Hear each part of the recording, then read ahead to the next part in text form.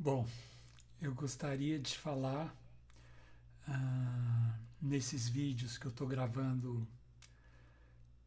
para a Lei Aldir Blanc, né, como a contrapartida. Então, eu gostaria primeiro de falar sobre composição espontânea. É uma coisa que tem me movido nos últimos 10, 15 anos e eu acho que é uma forma de se aproximar da música não tanto ainda divulgada e que talvez valha a pena conversar um pouco para poder que mais pessoas possam ter essa experiência e possam experimentar esse processo. Quem explica isso muito bem não é um músico, é um pensador, nascido na Índia e que depois viveu muitos anos no Ocidente, que foi o Krishnamurti. Ele fala dessa presença no presente, ou seja, que a gente possa estar presente sem ter nenhuma pré-determinação e de alguma forma buscando evitar o condicionamento, ou seja, transcendendo o condicionamento. O que significa isso? A gente buscar deixar a música nos conduzir no momento de tocar, deixar que as ideias venham e procurar seguir esse fluxo. Vou tentar dar um pequeno exemplo aqui.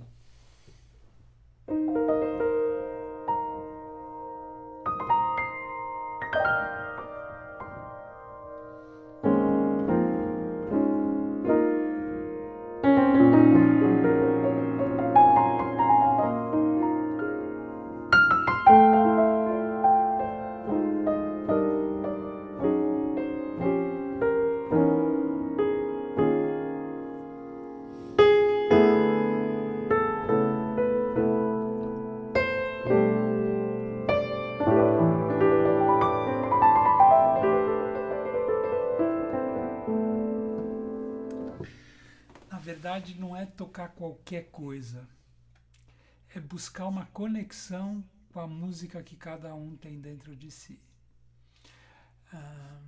Essa é a experiência e essa é a busca, que pode acontecer por uma hora e ir se desenvolvendo, ou pode acontecer por 30 segundos. Quando a gente está sozinho, a gente busca essa conexão dentro da gente. E quando a gente toca ou com outro músico ou em grupo, a gente procura, desde essa conexão interna, ouvir os outros também e receber as propostas dos outros. Esse é um processo que vai se desenvolvendo pouco a pouco e a partir de uma... Curiosamente, é muito livre, mas exige uma enorme disciplina, no sentido de manter essa conexão, no sentido de não tocar coisas que não fazem sentido, mas buscar sempre o sentido naquilo que a gente toca e buscar essa criação. Bom, cada um tem uma visão, né, do que é a música, de onde ela vem, né, como ela existe, né. Para mim, um pouco é a ideia de um território. É um lugar que a gente acessa.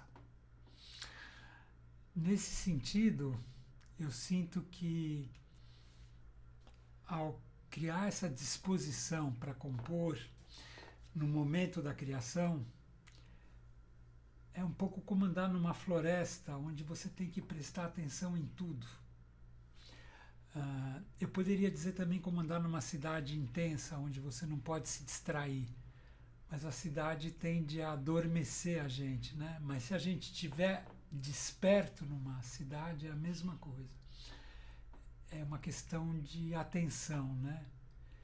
De poder observar o que está acontecendo, e eu sinto que, da mesma forma, quando a gente entra nesse processo, que acho que eu chamaria de processo criativo, é quando a gente tem, se a gente estiver atento, a gente tem muitas possibilidades. E E é uma questão de escolher que caminho que a gente vai, né? Se a gente vai para um caminho mais rítmico, se a gente vai para um caminho mais harmônico, melódico. Às vezes, a criação de uma linha rítmica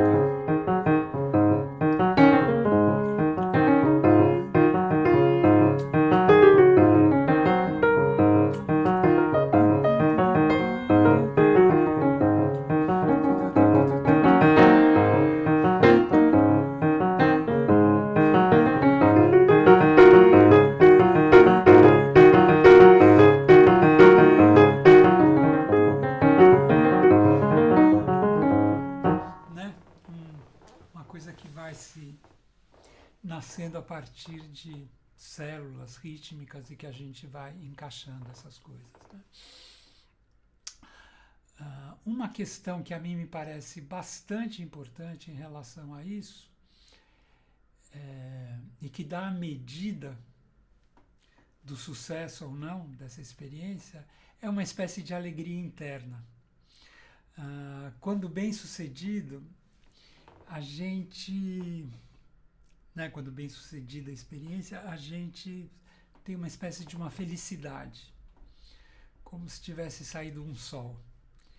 E é um pouco em busca disso que a gente caminha, né? Um pouco em busca disso que a gente vai, daí o sentido de fazer música. Né?